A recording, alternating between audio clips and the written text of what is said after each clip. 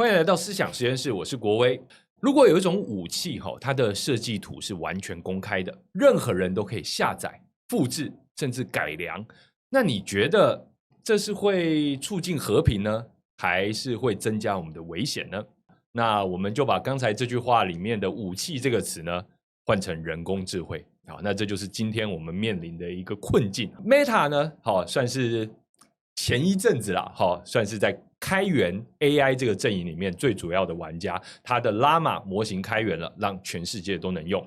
某种程度那时候被视为是打破 OpenAI 或 Google 垄断的一种英雄之举。那但是呢，在同时间呢，我们看到在中国有像是 DeepSeek， 有像是待会我们要介绍的好多款的这个 AI 模型快速的出现。如今呢，在一个公开而且被认证的一个评比当中呢，都排上了算是性能上面的前几名。这个情况之下，美国开始担心，我还可不可以把我的，也不是他的啦，怎样就是辉达的或者是 AMD 的这些晶片呢，送到卖给中国，让中国去训练更聪明的模型。从这个 DeepSeek Moment 今年年初的这个 Moment 之后呢，大家都纷纷在讨论这件事情。那我们此时此刻看到的一个状况呢，是看起来辉达还有 AMD 呢，都可以再把他们的 GPU 呢卖到中国去了。但是型号当然要做一些或者说它的规格呢要做一些调整，甚至还要再缴大概 15% 的税给美国，算是一种另类的保护费吗？难道中国政府就吞得下这口气吗？所以我们也有看到有一些算是比较中国官方的官媒开始讲说，辉达的晶片啊其实又贵又耗能啊，然后又可能有安全疑虑啊。可是同时呢，市场还是非常的热，这个辉达的晶片呢可能都已经被订光了，出现了一个很矛盾的一个情况。那一方面开源的 AI 是能够加速 AI 技术的全球扩散，但另外一方面呢，美中呢都在试图透过一些手段要来控制这个 AI 的扩散，因为透过晶片的这个前置或是对它的防堵。所以我们今天呢，我们延续上一集，我们要请我们两位特别来宾，思想实验室的观众应该蛮熟悉的 Lucy 跟 Richard。 好，我们再次掌声欢迎。好，那如果还没有看我们上一集从 Windsurf 的这个案例聊到 AI 的此时此刻人才的一些抉择的话，欢迎先回去看。不过呢，这一集我们就要来切入我们刚才的这个主题了。其实这也蛮八卦的，就是因为Richard 本身就是在开源软体这个生态圈呢，算是一个大神等级的人物了。不敢投入比较久了，久了就变神了就封神了这样子。分享一下为什么就是说你会那么执着的一直在这个开源领域，甚至是不管是之前在华为，或者是说在这个领域万物，或者说现在独立有一个 business 都是在做开源这件事情。你到底看到开源这件事情的什么价值？其实我最早看到的倒不是说开源软体这件事情，而是呢，我其实是个很早期不能说非常早，就是早期是 PTT 乡民对，我大家都是乡民过来的这样子对。然后我就发现说呢，资讯能够变公开，能够变自由，这件事是有价值的。我一开始是看待这件事情，包含我早期还是担任某一个版叫黑店版的版主。黑店意思就是说你不是黑特版，是黑店版，不是对，不是黑特版，对，是这个黑店版。就是如果你今天去一家店，你遇到不好的消费经验，你觉得你被诈欺，你觉得怎么样？消费者如果他要保护自己，唯一的方式不是去告那个店家，因为告不赢了，而是你要把这个资讯给公开，然后让其他人知道。那当然，对，就是通过市场的力量，有点像什么？今天 Google Map 这样子，对 ，Google Map 有一颗星，因为当时没有那个东西啊。对，或者像中国有大众点评嘛，这种东西大家可以去点评嘛。对。我当时的想法很简单，就资讯要透明，要公开，也惹了一点小麻烦了。就我确实有被店家告过，我是版主就不是我 PO 的，但是另外一回事。那拉回来，我后来也接触到很多就是 coding 的领域。我第一个反应是说，前端的代码 code 都可以看得到。你只要在浏览器任何按了 F12，你其实能看到所有的前端代码嘛。那我当时觉得说，那这个东西怎么就可以随便用了？那再加上我用 BBS， 当时有个叫 PC-Man 的浏览器啦，我不知道你有没有听过？有，都用过。对，这时代的眼泪玩 BBS 一定要用。对。那我后来发觉 PC-Man 这个浏览器，它的作者就叫 PCman， 它的 ID， 以及呢，它这个整个浏览器居然是所有原始码网上都有。那我就想说，那它是为爱发电吗？还是它为什么要把这个原始码都公开呢？我才渐渐对开源就 open source 这个东西有点兴趣。有兴趣完之后，刚好阴错阳差去了中央研究院，有一个叫自由软体铸造厂，它是 host by 资创中心就资讯创新科技研究中心。资创中心有个这个计划，然后我就去那个计划工作，然后就开始研究开源。所以某种程度我并不是因为是一个野生的开发者，然后一直写开源的软体，不是，而是我是研究这个模式。所以当时觉得哇，资讯的自由，然后他又讲软体的4大自由，又讲开源的定义，我相信他能创造出很多新形态共同工作的模式，共同创建一个软体嘛，所以我就有点着迷，当时我就研究完了之后呢，我就发觉说，可是台湾的产业，因为我毕竟不能一辈子在中研院，除非我要当老师嘛，做博士，我觉得要到行业去之后，发觉绝大多数当时在做开源的都是美国为主，欧洲为辅，其他世界没有，对，是这种情况。所以我想，那我也找不到相关的工作怎么办呢？正好有机会看到中国大陆那边在发展一些就所谓的移动互联网等等的，然后也有公司在做类似今天 GitHub， 就是世界上最大的这个 code 托管平台这样的东西，中国国内也有在做，所以我那时候就刚好有机会去到那边。所以其实呢，一路像刚刚接上你讲的，去了华为，去了领域万物，在看开源这件事情，我目前回台湾一阵子的感觉是，很多台湾的产业还搞不太清楚开源是个啥，但是他知道开源可以让我免费的去用这些模型。自由这个词大家可能没有特别在乎，但是免费这件事情，对，虽然都是 free 这样子。对，因为以前你要个模型很贵现在有人训好了给到你，你可以在上面去做一些 fine tune 或者是什么功能去对接，没有问题。所以至少免费这一点打动了很多人。但是呢，开源可以打动产业去作为它的上下供应链。因为呢，我们常在讲一个软体也好，或一个模型也好，你单独是不能被用的，你一定是串接对应到某一个场景。比如说在工厂里面，你可能以前要所谓的 RPA 嘛，就是这种工具自动化的流程，现在就可以在 RPA 流程当中加上大模型的能力，去做更 smart 的 RPA。以前都是写死的，它可能很难去做判断，所以这个就是一个开源软体的好处，它能够让大家真的去很低成本的很灵活的去用。因为如果只是免费软体，我跟你讲，很多免费软体都是为了卡你，就说大家都可以免费用，教育用，什么个人用，就产业马上就要收钱。对，可是开源的话，产业一样可以是免费用的。对，所以产业觉得哇太好了，可是会不会免费的最贵？会不会有人去想这个问题呢？对，所以其实也出现了一些这种帮助公司去评估怎么导入开源的一些这种服务我的管理顾问也在做这方面的事，怎么去接入开源，它是不是有资安的风险，它是不是合规，等于说用的方面，其实很多年前台湾就有人在做了，但更进一步是什么呢？如何用开源让自己的产品能够成为全世界的标准？现在其实中国很多的软体公司的思路是这个。这就是我想要来了解的。对的，我看到的情况是这样我们上一集节目聊到这个御三家有这个 OpenAI Anthropic DeepMind 对的Anthropic 他们的闭源 AI 可以说是 No.1 这个是1等1的这没话说，大家都用过。但是在开源的世界里面，现在我们看到这个 Llama 呢，当然还在啦，但是好像厉害的角色现在变成了像是什么 Kimi。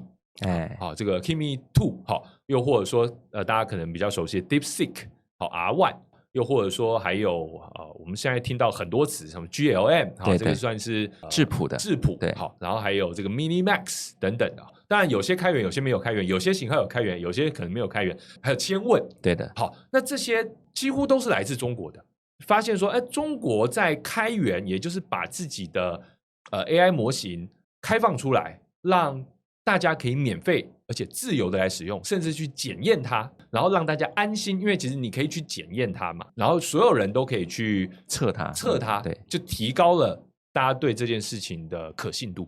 所以反而是中国在使用这一个战略，让它的 AI 被更多的场景、被更多的公司或应用的服务所采用。为什么会是这样？我可能要稍微修正一下问题，倒不是说中国，而是中国厂商。中国讲的比较像国家或政府的概念嘛。其实我个人的体感就是说，从厂商的角度来讲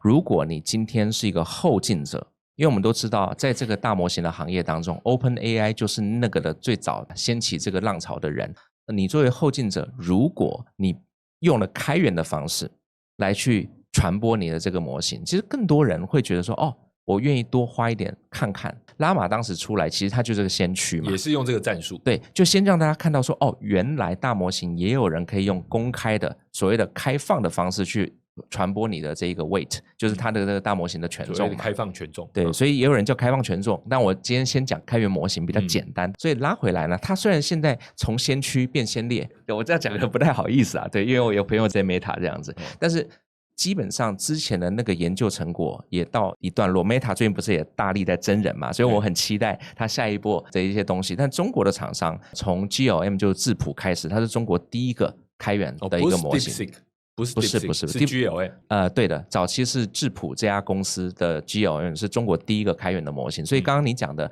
目前中国前4名的话，其中一个是它。当然 DeepSeek 的这个 R1 也是前4名当中的一个，那还有一个呢是你刚最后一个讲，在我心中会排在甚至是第1名的，叫做千问，就是阿里巴巴的通力千问。对，千问团队其实从开源的这条路上是中国所有模型开源走的最坚挺的。对，我不敢说它最早，因为它确实不是最早，但它走得非常坚挺，就是说，那百度跟腾讯这2个也就不用玩了，完全不用玩了，是不是啊？对不起，我也有百度跟腾讯的朋友，但是不能说不用玩，而是说呢，百度是起了个大早，赶了个晚集还赶不上的一个情况，因为最早他去传播他的百度的文心一言啊，对，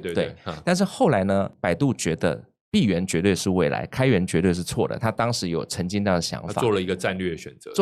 择，且还对于开源说了很重的话，就是说开源是智商税。就当时李彦宏是直接讲这样的话啊，在世界人工智能大会的专访上，对，所以后来当百度发觉讲错了，他要再转过来的时候，里面好多我的朋友在百度都觉得很痛苦。那腾讯其实呢，曾经也做了不错的多模态模型，也有在开源方面表现得很好，只是是不是它能成为一个战略，长期的去投入，我目前还不太确定。你刚刚其实提了这4家，你看智谱，然后呢？对 Kimi 啊 ，Kimi 刚刚没讲，但 Kimi 是最近在推理方面，就推论方面做的算非常好的一家。那还有 Minimax， 我刚没有算进去，是因为呢，我一样看到他在开源的动作，可是没有看到他的开源的战略跟决心。对，就战略决心面我没有看得很清楚。对，所以我刚刚讲的最清楚的是千问以及 DeepSeek，对，然后其次 Kimi 是最近出来了，然后智谱其实是一个老牌的开源，一直在做，但是可能在营销或者是宣传面上一直没有打得特别响亮，但他们也不错，所以大概是这样的情况。最近是看到智谱的新闻，外国的报道了，就讲说它算是中国国家队的感觉，它是国家队，所以这国家队是为什么会冠上这个标签呢？我觉得这个要不要 Lucy 也可以解释一下？对，为什么它会被冠上国家队呢？我觉得有几个方面的角度吧。第一个，整个智谱团队非常主要的研发算法和模型的构建者都来自于清华大学。智谱的首席科学家是唐杰教授，一直在清华的应该是软件信息学院，一直在做大模型相关的这个研究，这是第一个。然后第二个呢，智谱也跟中国的一家学术机构叫智源研究院是有在学术上的一个深度的合作的。很多的在智源的这个研究成果，在智谱的整个公司当中得到了很好的这个商业化的应用。大家可以看到，人才是本土的，技术是本土的。在最早就是 OpenAI 应该是 3.5 刚刚出来的时候，其实跟 OpenAI 有一个相似的研究方向，在技术上完全独立构建的，其实最早就是来自于智谱。所以我们讲智谱可能就是脱胎原生于本身的这个学术路径当中起来的这个中国的这个学术团队和研究团队。这个是在学术方面为什么它叫中国模型的一个原因。在它的这个资本化方面，都是来自于人民币基金。我们讲战投也好，或者是国家资本在背后，这个是在资金层面上为什么它是中国队的原因。然后另外就是它的整个的客户面向，也都是以中国的商业化客户和一些中国的政企客户为主，所以不管从客户、从资金还从学术背景上，都是纯正的这个中国团队。了解。不过我就很好奇啊。那开源它到底要怎么赚钱呢？因为你要训练一个大模型，肯定是很花钱的嘛，对不对？好，大家都听过，动辄从几百万到几千万美金这样的一个规模。那现在模型越训练越大，虽然说DeepSeek 看起来是用一个相对聪明的方式，比较省钱的方式训练出了一个很强大的模型。那但是长期来说，这都是花钱的事情。那当你把东西开源出来之后，再加上我们知道中国竞争激烈的一个环境，到底谁会愿意付你钱支持你做这个事情呢？那你到底要用什么应用场景来推动你的这个事业继续发展呢？如果说是 Meta 的话，我们大概可以理解，它大概可以透过这样的方式获得人才，它有面向市场的出口嘛，它有本业，它有广告业，它有很多故事可以说。可能除了阿里之外，除了这个通义千问之外，其他几个它到底要怎么说这个故事呢？我经常被问这个问题，问说开源怎么赚钱？其实我现在经常反问你，难道模型的闭源它就赚钱了吗？ ChatGPT 好了，你每个月大家不知道有没有缴20块美金，或者说现在 Cloud Code 可能200块美金，如果你真的去算它的营收跟它训这个模型以及它做这家公司的花费来看的话，即便是闭源的，即便是收费的，现在也都是亏钱。对，因为你训的模型太贵了，对，所以其实很多人会忽略的以为说闭源就能赚钱。那大家都不要赚钱好了。其实目前不是不要赚钱，目前都是还在占生态位这样的一个情况。生态就是指的是这个产业生态要去占位置。为什么有人他会愿意用开源的方式，他连那个几十块美金可能都不赚？是因为呢，他觉得这不是现在的重点，现在是要通过模型持续的把它增强，然后把生态位站好之后呢，未来有可能它就会形成寡占嘛，寡占就可能市场上只有几家，有点像什么 Google 当时做 Search， Google 当时做 Gmail， 直到现在我相信绝大多数 end user 是没有给 Google 花过1块钱的，都是企业在付钱。所以呢，我认为其实现在很多的不管是闭源或开源模型的公司，其实他的脑中想的不是开源就不能赚钱，闭源就能赚钱，而是大家目前都赚不太了钱的情况下，我的下一步要怎么办？我的回答会是，开源会是更好的触达用户的一种方式，一种占生态位的方式。但占下来之后怎么赚钱？像你刚刚讲的 Meta 或阿里，它比较容易说圆这个故事。对，但是难道真说的圆吗？我甚至觉得，比如说我对 Meta 没那么熟，但我对阿里是比较知道的。现在即便是阿里通义千问在全球范围内做的是挺好的，但它跟它自己的业务之间本身的支撑性，以及它的 to B 客户之间的这个模型的支撑性，仍然没有达到翻天覆地的一个赚钱范式的变化。只能说有一些降本增效，降了成本提升效率，但是还是说它可以透过比如说阿里云啊，然后我最快的这个千问模型理论上是，官方当然有官方的好处，比如以 DeepSeek 为例好了， DeepSeek 也没有云，对吧？它自己也没出机器，也就是它开源之后呢，现在有非常多的厂商免费的拿了 DeepSeek， 然后去装在他的机器上去卖他的机器。这是很好。比如说为什么我说黄仁勋该感谢 DeepSeek， 因为他的卡因为 DeepSeek 又不知道卖的多了多少，可是这些钱1毛都回不到 DeepSeek， 真的1毛都回不去。对啊，他的目的就不是在这个阶段就要去赚钱。OK，我们现在的疑问就像当时华尔街对于矽谷的疑问一样，你做这一些 Web Internet 到底有什么用？就看不懂。所以我们现在其实回到一个看不懂的时代。但我相信未来，我们只能说依目前免费软体怎么样生存，免费服务怎么生存都可以套。我举个例子，像光是 ChatGPT 现在的一个流量就已经把 Google 流量搞掉好多了，很多人已经不在 Google Search 了。对，已经去了 ChatGPT Search， 那如果 GPT 以后加了广告呢？不是不能加，谁规定不能加，对吧？所以说有很多现有的模式，其实往那边一套，他现在要的还是生态位跟流量，把它做到其他家都熬死，你懂吗？如果它继续是维持这个开源的，或者说最先进的都是开源的，先插句话，其实现在最先进的都还是闭源的啦，它跟最先进的差的距离非常的接近。对，如果哪一天它超过了闭源了，我是不会觉得有意外的。对，这是有可能发生的事情。因为闭源的也在进展，只是闭源的 release 的时间开源不一样啊。闭源会做更多的事情才 release， 开源只要训出来就 release 了。因为开源它 release 的风格跟闭源是不一样，闭源是产品 release， 开源是模型 release， 这两个是不一样，所以闭源一定慢，开源一定快，我只是那个 tempo 啊。这样子，对的。OK， 所以在这样的情况之下，大家会有点担心。举例来说，曾经大家记得吗？华为本来是可以用 Android 的。本来是可以用这些也被认为是开源的手机作业系统、行动作业系统，突然就断供了。你说是开源，会不会哪一天我们这些没戒心的我们用了 DeepSeek， 我们用了千问，我们用了 Kimi， 然后我们就用在我们的设备当中，用在我们的终端服务当中，那某一天有可能断供吗？就如同华为遭遇过的事情一样，所以现在大家有点防着彼此。所以说这样子的一个开源，它会不会变成又是分成阵营了，被迫的变成没有办法被相信呢？其实呢，开源会不会断供，取决于它的一个模式。什么模式呢？如果我今天是一家公司，我做了一个开源软体或开源模型，我今天把它 release 出来，你用得很开心，对吧？我下个版本能不能变成闭源的？逻辑上，只要这个软体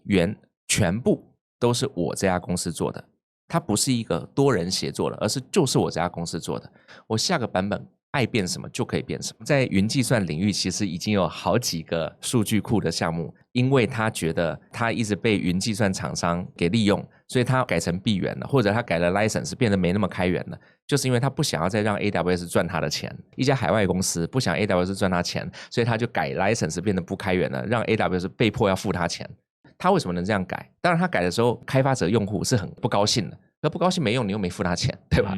对，等于说你刚刚讲的问题是有机会存在，而且不管他是哪一国的或者哪一种公司，他都有权利在下个版本。可是他这个版本一旦开了，这个版本不能后悔了。开源是一个不能后悔的事，所以我们通常会看，如果今天一个开源 project 它是捐到某个开源基金会的，我们就会更认为它是一直会开源，因为你捐到基金会代表什么呢？你顶多是你以后烂尾了，我不再贡献了。但是基金会存在的目的就是要保护它持续是开源的嘛。但是我作为贡献者，我可以停止贡献。但是那不叫断供，那只是停止贡献。那个逻辑是供跟供是不断一样，不一样的字。对，还是有些细微的差别。那如果像 Linux kernel 这种，就是很多人一起贡献的，它的断供是另外一个层面的。Source code 不会断供。但如果 Linux 基金会注册的那个国家采取一些行政命令的方式，使得部分的其他国家不能用，这是发生的。你看就是基金会本身是很 open 的，可是基金会总得注册在某一个国家嘛。那个肉身繁体的这样，就任何公司都有国籍啊。那个公司或基金会的国籍的那个国家不让其他国家人用，这是发生过的。美国其实就干过这个事。然后 GitHub 也曾经有一些国家，什么伊朗是不能访问 GitHub 的，是有的。对，所以这种事情也不只是中国的公司，就是这个事情是会存在的，只是哪一国的问题。这些心眼还是不能不有一些这样。是，所以回到你刚刚的问题，是不是即使开源呢，它还是会有站队的问题？我只能说所有跟人、跟商业、跟生态相关的东西，它都有比较亲近哪一边，跟比较疏远哪一边。人世界不就是这样子啊？不管文化、经济什么的，都是有这样子。我是个多元主义者啊，就是所谓多中心啊。也就如果中国是个中心，美国是个中心啊，可能日本是个中心，然后欧洲是个中心，各个中心都有各自在做的一些事情，且大家交织在一起，形成一个网。你其中一个中心就算没了，只要别的中心的产品还能顶得上，这个世界秩序就不会有太大的波动。对，所以其实从技术的角度来讲，要尽可能让技术网紧密的交织在一起。但是呢，从政治这个我不太了解，或者从经济这些的竞争会很激烈。可是技术的竞争是在我看来是最不激烈的。技术本身它的竞争呢，现在是以一个 leaderboard 或者说一个排行榜的方式在呈现。就开源的4强，还有闭源的也有4强，闭源的也有这个4强。对，想要请这个 Richard 先来呈现一下，他现在的竞争态势到底是什么？我们到底要在哪边可以看到说，为什么现在大家那么重视开源的模型，进步到什么程度了？我必须要先坦诚，我有去用过 DeepSeek， 但其他几个也蛮有名的，比如说我们刚才提到中国的这个通义千问啊，还有其他几个这个 Kimi 啊，我都只是看人家讨论，我并没有真实的去使用，然后我就不知道他们到底厉害在哪里。请 Richard 或者是请 Lucy 来跟我分享一下你们的第一手看法是什么？我们是不是先看一下这个 leaderboard？ 对，我先实操一下好了。我们切换一下画面哈。对，来看一下Richard 的笔电。那如果待会跳出什么 OnlyFans 的讯息啊，我们就好，大家就当做没看到哈。好的，好，可以看到这里有个叫 LM， 就是 large model 啊，大模型的这个 arena， 大模型竞技场。对，竞技场，它不是官方，没有人是官方的，而是说我看过很多不同的评比方式，我认为这个评比方式也是目前行业当中所认可的主流评比方式，就是用人的偏好来去测，而不是用一些这种题目来测。我们考试嘛，就有题目，我们就去考嘛，这当然是可以考得更准。可是当我考过了之后，我就知道题啦。我知道题之后，我大模型就再把它训进去，我下次就可以拿100分了。可是我下次拿100分，是不是因为我变聪明了？不一定，是因为我背题了。所以呢，如果你是机密式的考题，那又会有个问题。那我要怎么样去刷新？我要怎么样确保我的机密是真的是大家信赖的？要有一个大考中心一直在那边出题。所以这个 LM Arena 其实就是一个这个逻辑，是让很多人可以看到，就是它超过350万来一起去测。所以这边你可以去问任何东西，甚至你可以去测试。然后我们可以看到它的 leaderboard 啦 ，leaderboard 这里可以看到哈，就是有个 overview， 它的这个时间都是有写的，3天前的最后成绩。我们以 Tex 为例好了。可以看到第一梯队的这个 rank 啊，其实1、2，你看2有好几个嘛，所以它是算梯队的。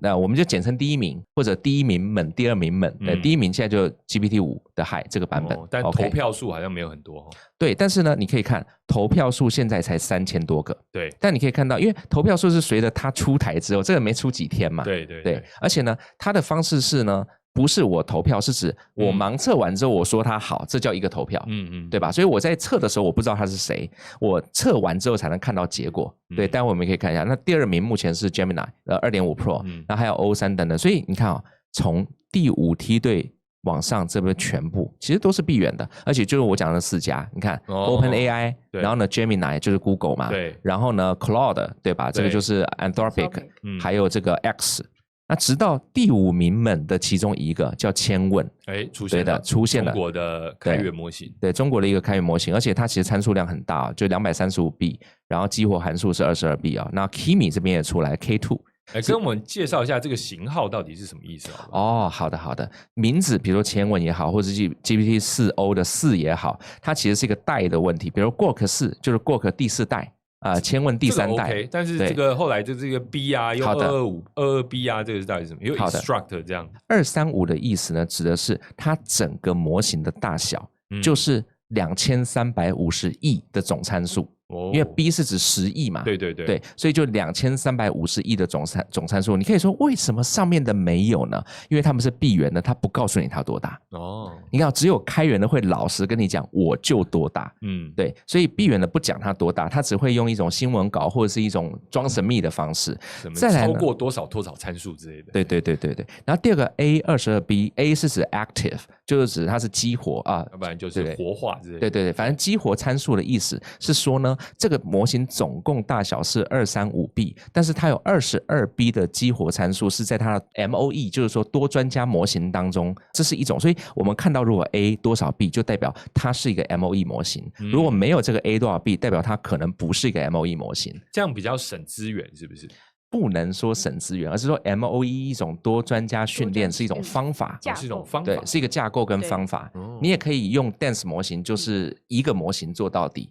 也可以用多专家模型，多专家模型的技术上必须有一个激活参数，但是一般 dense 模型就不会有这个东西。那 instructor 是什么呢？是它特别去做指令的，而不是做生成。像这个如果是 view all 的话，你可以看到这个版本它有2个，这个嘛一样是千问3 235B 20，这是 thinking， 这是专门精于推论，就是去思考的这个 chain of thought 嘛。这个你看排名就在12，就是12梯队啦。那我们刚刚讲的排名在5梯队的，是因为呢，他特别专注的就是说下指令这件事情，instruct，对，所以他这方面比较强，分数也比较高。他旁边的这个 Apache 就是指它是一个 Apache 的开源，上面 proprietary 指的就是它是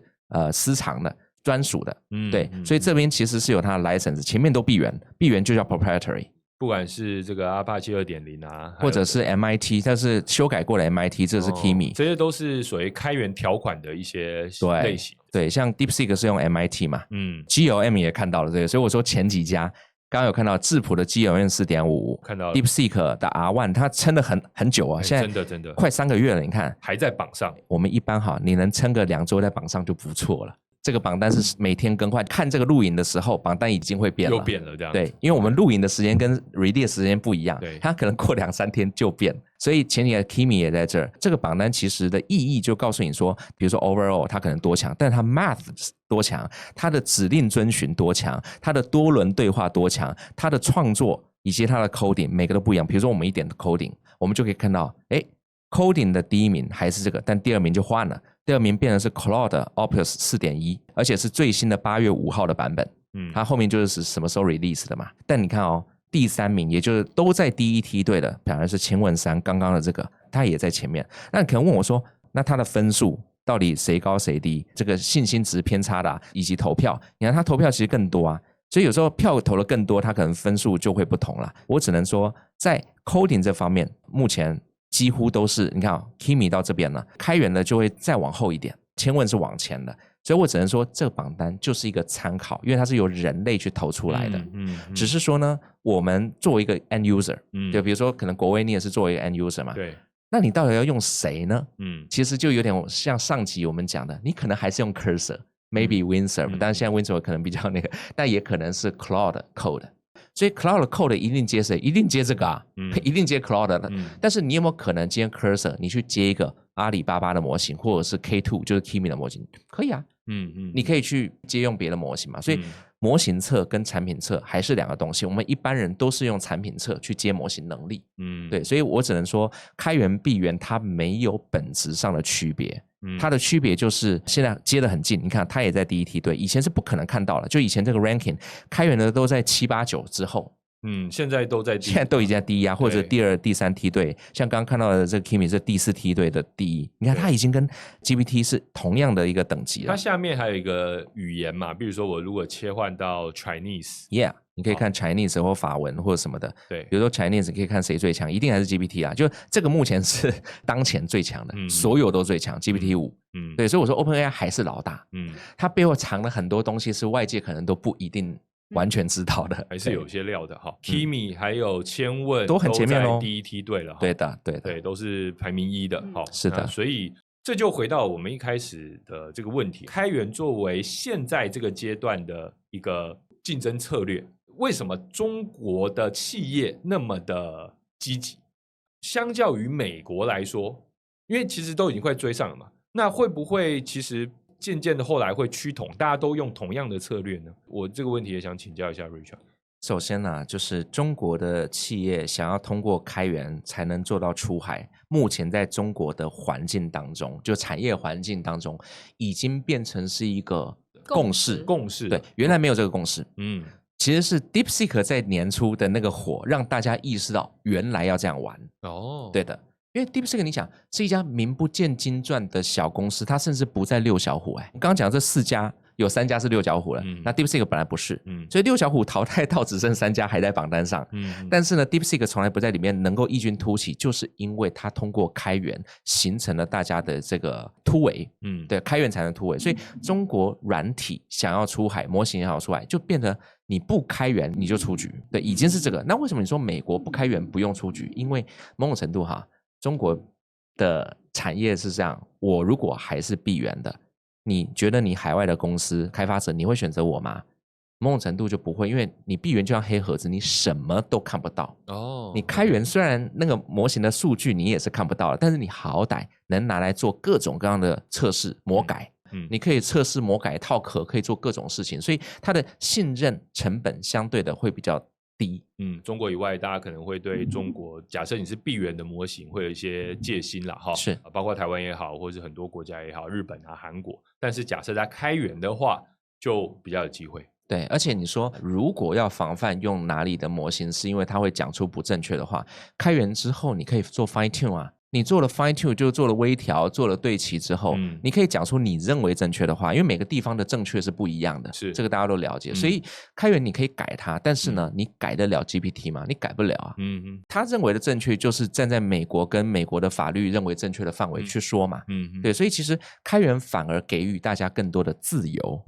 你去修改的自由，你去对齐的自由。当然这个修改自由我是打引号的，因为他没有真的把数据跟一些他的内部的这一些配配比给放出来，可是你能基于它再调它，你至少要调它的自由。然后我再讲一个远一点点的哈，比如说以前我在华为，很多人说你华为公司为什么要开源？你不就是卖那些盒子，卖一些什么基站或什么的吗？原因很简单，因为客户，比如说英国电信好了，BT， 他们说，我买你这个东西，我在英国国会被挑战，我相信这个事情在台湾也会有这种事嘛。对，那被挑战怎么样了？那华为就说，不然这样，我把所有的 source code 都 open 出来。对啊，大家都说你软体会不会有后门啊？你有没有后门？我就 open 啦，你来检查啊。对，所以说呢，至少软体侧我全部 open source，取得了 trust，对，所以说白点，它虽然不会因为开源增加更多客户，但它可以留住更多客户。哦，原来这也是这个策略，也是一种赚钱或留客户的策略嘛。现在 AI 时代已经不是留客户了，是拓展客户了。你会因为开源拓到很多新的客户，只是这些客户不给你付钱而已，这是现在的问题。可能下一个阶段大家就想到怎么收钱的办法。对，那接下来我们要聊另外一个重要议题哈，就是我们现在看到 NVIDIA 的 H20。大家都说它叫降级版晶片了哈，但这事实上真的是不是降级呢？其实也有一些讨论啊哈。它用了更多的、更快的 HBM 或者高频宽的记忆体，所以说它在做推理上面反而是效果比较好的。可能训练上效果没那么好，可是推理上效果是更好。但是对于现在更需要的这个应用场景来说，大家可能觉得模型都已经够进步了的情况来说，那其实就很够用，而且是很符合这个场景的。但是呢，又有这个收15%的税营收这件事情，然后这个税都不知道该怎么称呼它哈。现在美国内部也是充满了争论，就是说这到底这算保护费吗？这个会不会造成一些负面影响呢？尘埃未定。好，那我想请教 Lucy， 你怎么看这件事情？对于 H20进中国，对于中国的产业来讲，一定还是有非常大的这个帮助，需求量还是很大，需求量非常大。不得不承认啊，虽然中美的这个问题，或者说美国对于中国的这个制裁，让整个英伟达在中国的这个整个市占从70%、80%现在下降到50%以下，然后同样也让这个中国的芯片、高性能芯片的整个产业可以说是以举国之力，然后来加速，然后特别在华为的升腾芯片上得到了一个很大的一个跃进。我们也讲整个在华为升腾就这个 performance 上，其实可以跟 H20能够相较衡啊。虽然可能在功耗上还差一些，但是 CUDA 的整个14多年的这个生态啊，确实能够让很多的这个开发者非常方便的用好这个芯片带来的这个性能。所以在整个的工程层面上，对于 H20还是一个非常大的一个需求量。所以整个的基模在这个周期，如果 H20能够开放到中国来，我相信对于这些刚刚提到的，不管是4家还是5家，它会非常快速的去得到在某一些领域和某一些这个模型迭代的这个加速。这个是必然的。那对于中国的整个的芯片产业当中，也不乏是一件好事，因为有竞争才有进步。我觉得 H20进来之后，大家可能在整个的芯片的技术的这个迭代上，我觉得通过这样的一个市场化的一个竞争，也起到一定的这个加速作用。有很多人说，你不应该限制美国的这些先进晶片卖到中国。为什么呢？因为美国的这些晶片才有办法在包括中国也好，全世界的这个晶片使用的生态系当中持续有一个很大的占比，包括你们不管是CUDA也好，或者说 AMD 的它那个生态，才有办法固着化。如果说你今天真的把它断供了，禁止它进入中国，那像中国这种适应力很强的市场，他们自己就会搞出不管是升腾啊，或者说其他的替代产品，你反而会让这一整块彻底与你隔离，让彼此对彼此的依赖消失，这反而会更加剧那种紧绷的状态。但是也有人说，我刚才讲的都是真的有人说，也有人说现在就已经到了那个关口了，现在你在对中国输出这么高品质的晶片，你就是在帮助它提升它的国防实力，它会用在各种美国不想看到，可能有时候台湾也不想看到的一些场景上面。这其实好像都说得通，然后也没人说得准。我很想听听看两位怎么看这个事情。我们先撇开政治的层面，从商业发展的角度来讲，中国的头部公司，我们以华为举例，它不是今天才开始研发升腾的，它是10几年前就开始做所有的这个技术储备了。是。对于中国今天商业化到达一定程度的公司来讲，它一直在全球对标自己的本身的这个技术研发能力和全球最先进的技术研发能力当中的这个差距。同样它也会把大量的现金预算然后投入到自己核心研发的储备，我们不讲应用，而是储备和不断的这个研发层面，它并不急于去商业化，而是先做好这个储备。我觉得中国的商业化公司的这个发展当中啊，我们特别在头部的这些公司，可能10几年前都有这样的意识，也许有一天它的这个储备是可以被快速应用到这个商业化当中去的。我觉得对于英伟达，我们叫辉达进入中国市场来讲，它也不是第一天才进入中国市场，它进入中国市场也10几年了。黄仁勋来到中国，像雷军都是他非常好的朋友，早期也是一直在支持和应用到他的这个产品。所以全球市场化的这个竞争，其实对于中国的企业的发展来讲，未必是一件坏事，能让我们更早的去看到美国的先进科技大概到什么样的一个程度，我们在这个全球化的竞争当中，我们如何去保证我们的一定的商业化的储备、研发的储备和这个商业化的竞争。当中美的这个关系开始微妙，到今天这种剧烈摩擦的这个过程当中，我觉得其实是让这一部分储备的研发，尽早的去商业化，或者是把商业化的这个时间提前了。从商业上来讲，不能讲叫做一个竞争战，而是一个防御战的一个体现，能让更好的去不会因为一个不可抗力的因素导致它的这个商业化版图急剧的收缩。我觉得它是一个这个层面的一个竞争，养兵千日，用兵一时。对对对，回过头来讲，它撇开政治因素以外，大家在政治上的解读各司其职，但在商业上来讲，其实10几年前就已经在做这样的储备了。那 Richard 你怎么看呢？你觉得到底该做什么选择？那现在这个微妙的选择，现在这个微妙的选择是：好，我又准你输出，我又要抽你的税，那这个税到底代表什么意思？比如说我们在台湾对抽烟的人会征税嘛，就是为了让你少抽，是，然后这个税呢再用来做什么公共卫生的这个烟害防治啊。你对英伟达抽这个税到底是什么意思？这不觉得很有意思吗？我这么说吧，因为我毕竟这么多年还是做技术生态，然后技术发展的这个研究嘛，技术的角度哈。我讲一个很不一定恰当，但是大家可以思考的一个比方哈。现在在就是 coding 领域最火热的语言叫做 Python。对，我相信就算不会写的人，可能也听过 Python，类似以前的 C 或者 Java。如果今天某个政治实力有能力去禁止另外一个国家的人使用 Python，我就举这样的一个可能绝对不会发生的例子，去想想看会有怎么样的结果。如果今天假设好，就是美国不准中国的企业去用 Python 好了，假设他真的有能力做到，这时候呢，绝对大家是很痛苦的，因为呢 Python 有非常多的这一个 library， 有一些就是依赖库啊什么的，可以去使用嘛，所以确实会打击到，有那么一点像，如果现在忽然间把 NVIDIA 给断供了，确实在短期内是会打击到这个产业，所以这就是为什么现在 H20 开卖之后，好多人就要订，是因为呢，现在就是有痛点，因为暂时不管是华为、升腾已经里面做的比较好的，还有一些其他的中国国产芯片，他们的生态、他们的产品，包含他们的版本的 CUDA， 华为叫 CANN 啊 ，CANN， 都还没有成熟到那么好用的情况下，没有人不会想用 Python 嘛，对吧？就像没有人不会想用这个 CUDA 一样。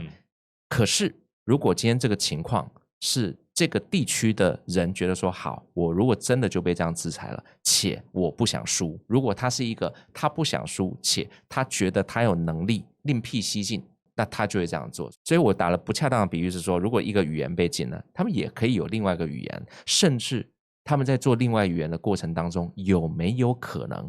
因为创新，所以呢他们看到了原来这个语言的问题，所以呢我用了一个新语言，或者原来这个产品的问题，我做了一个新的架构、新的产品，未来再把它超过去呢，这个可能性也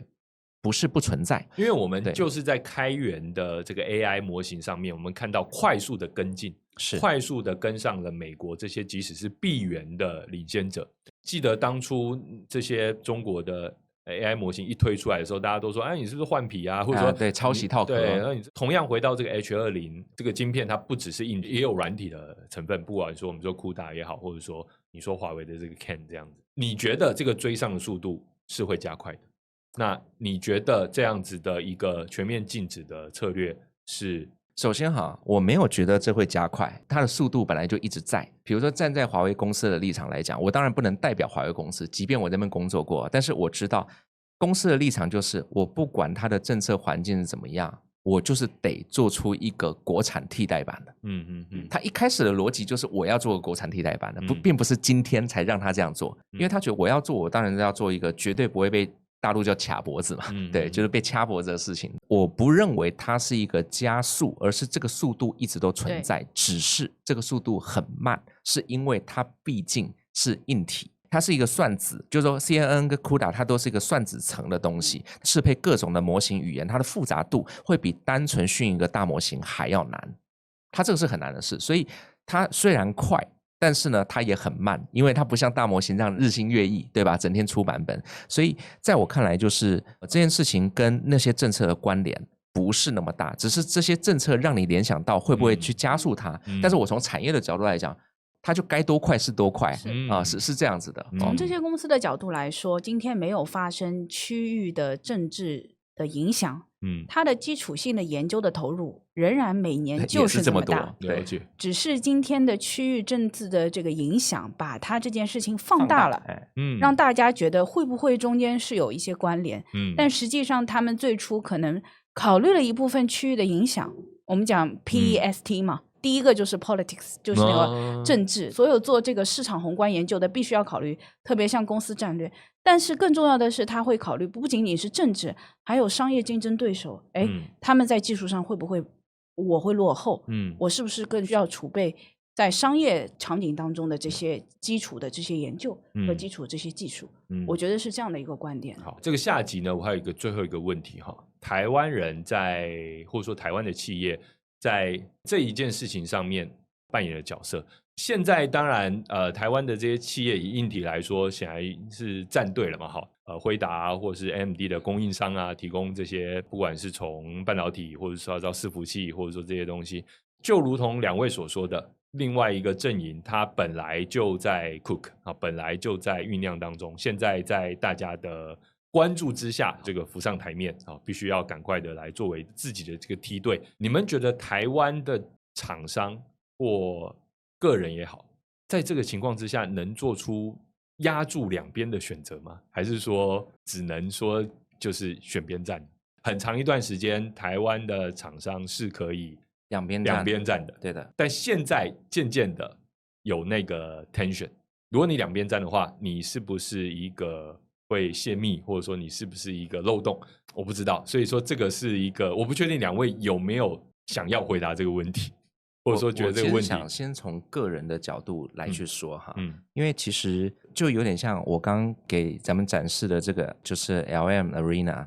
它背后其实我也查过说是谁做的啊，我发现是一个台湾人，是台大其中一个创办人，台湾人，对，其中一个创办人，他是 CTO， 也是 co-founder， 是台湾人。后来他到了美国去。然后呢，就在 AI 这个圈子里面，然后去做了这个东西，甚至还得到 A16Z 的融资。那你会说他是选边站，选了美国，所以呢做了这个东西吗？其实我不是这样看待这件事情的，而是说我们到达了一个世界上在这件事情的一个比较高地的位置。只是这个高地现在有的在美国，有的在中国，也就是说呢，确实在软体跟大模型这方面，目前的台湾不是一个高地，这也是个事实啊，倒不是说我们贬低，而是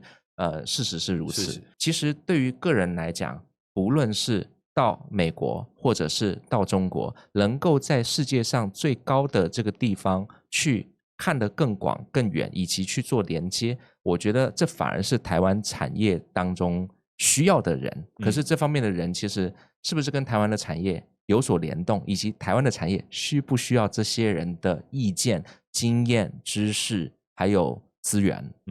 我现在不确定。这件事情其实是从一个个人跟产业连接的角度，因为我自己也类似是这样的一个角色嘛。对，我必须讲一个点哈，即便现在美中之间的关系是如此的紧张，可是在那个圈子，在我刚刚讲的学术圈，在最高的做模型产业圈，大家都是朋友，是就是说从产业的角度来讲，感觉出来。对的，我认识的很多的这一些在训模型的这些最厉害的人，就是从美国某些实验室出来的。反之，他们也有一些就真的是从智源体系、从北大、清华的出来，没有去过，但是他们每年都在国际的这一些什么 NIPS 啊，这一些这种 CVPR 这些国际顶会上进行交流，而且可能谁的师弟就在那个实验室拿谁的就他的关系是非常错综复杂的。在那里我甚至没有感受到说啊，你是中国的，你是美国的，你是台湾的，你是法国的，不是这样子，而是你是哪个学校，你是什么实验室的，比较像是师门制，对，比较像是师门，所以其实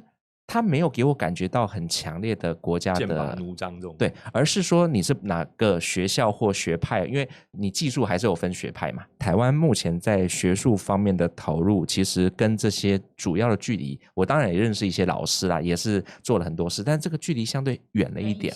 是远了一些。所以这是第一个，我觉得从个人的角度来讲，我们应该要去接近最高的高地，而且不是想在台湾建，而是去到某个高地去，先跟他们建立关系。然后第二层才是讲产业，就是我当然知道过往包含今天台湾很多的业界也希望仍然不要选边站，仍然是两头都去做，而这样的做法呢，只能说越来越空间小。但是这个空间小，这是产业的智慧啊，我只能这么说，因为就连中国很多企业要出海，他可能都会用一些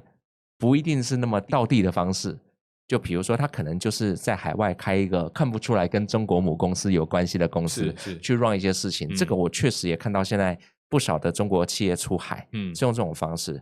那如果说台湾企业想要西进呢，是不是也有一些方式可以去 leverage？ 这个我不知道，我确实不知道，但是我觉得产业的任务很简单，就是有钱就该赚，因为产业是为股东负责，为经济负责嘛，有钱就要赚。但你刚刚讲的泄密呢，这件事情比较像是从产业竞争力的角度去看的，也就是说整个产业以及国家对于产业竞争力这件事情的交互，比如说多少奈米啊，或者是多少什么样的这个硬体的东西我没那么懂，就是什么东西是不能泄密，这个密难道是国家机密而已吗？不是，也是企业的机密啊。对，国家也需要设定一些什么泄密罪来威吓，但企业自己要有内控。对，我会觉得说这些问题不应该是个人去考虑，是产业跟企业还有国家要去考虑好。那我作为一介百姓还是不太容易去这个角度切入啦。世界虽然变得这样，但我觉得我们不能就因此觉得没有想象力了。我觉得还是可以有我们要发挥台湾人的优势。我曾经跟不同的台湾老板，真的是不同哦，甚至不同颜色的都有。我讲的是政治上的光谱不同，他们都说了同样的话，说我们就应该左右逢源，闷声发财，而且颜色都有，3种颜色都有，我就说的比较直白，对。但他们的想法都是一致的，所以我觉得产业的共识还是存在，只是我们怎么做的问题啊。了解。最后 Lucy 有什么要帮我们下的结论吗？我觉得没有结论，我觉得我要 echo 一下，虽然有非常明确的这个地缘政治的问题，但是我觉得学术这个时候给我们开了一个非常好的缓冲。在学术的这个层面上，其实是无国界的，只有人类知识共同的结晶，这个才是学术应该要达到的。